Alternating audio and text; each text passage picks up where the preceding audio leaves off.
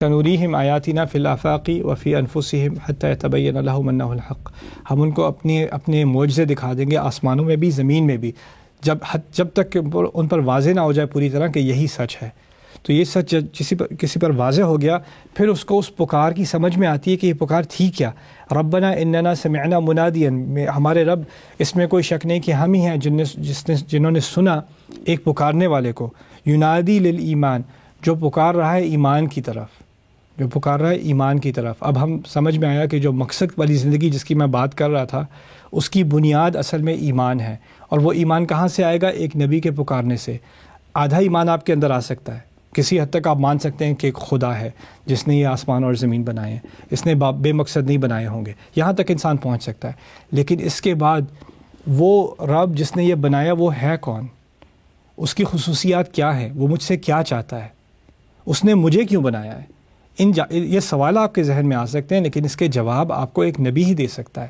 تو اس لیے یہاں پر منادین ینادی للایمان، ایک ایسا پکارنے والا جو ایمان کی طرف پکار رہا تھا، ان آمنوا بربکم، کہ تم اپنے رب پر ایمان لے آؤ۔ دیکھیں یہاں پہلے خالق کی بات ہو رہی تھی، خالق تھا وہ، لیکن اب جس رب کو ہم نے مان لیا کہ یعنی سب میرا اس سے تعلق ہے، میں بندہ ہوں، وہ میرا رب ہے، اس پر ایمان لے آؤ۔ فآمنا، تو ہم ایمان لے آئے، ہم اب اس نبی کی بات کو ہم نے مان لیا۔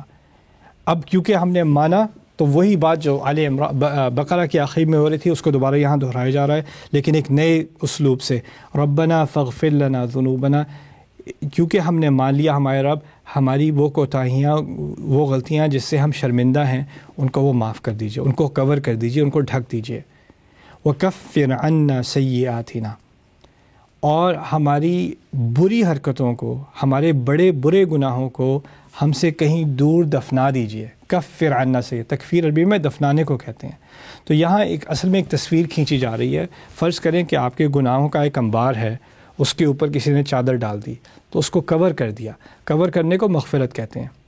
اور ایک اور سین دیکھیے کہ آپ کے گناہ ہیں اور ان کو نہ صرف ڈھک دیا، کیونکہ اگر ڈھک بھی دیا نا تو مجھے نظر آئے گا کہ کچھ تو ہے جو ڈھکا ہوا ہے، لیکن ہے تو کچھ نہ کچھ، لیکن اگر اس کو دفنا دیا جائے تو پتہ بھی نہ چلے کہ وہ وہاں تھے یا نہ تھے۔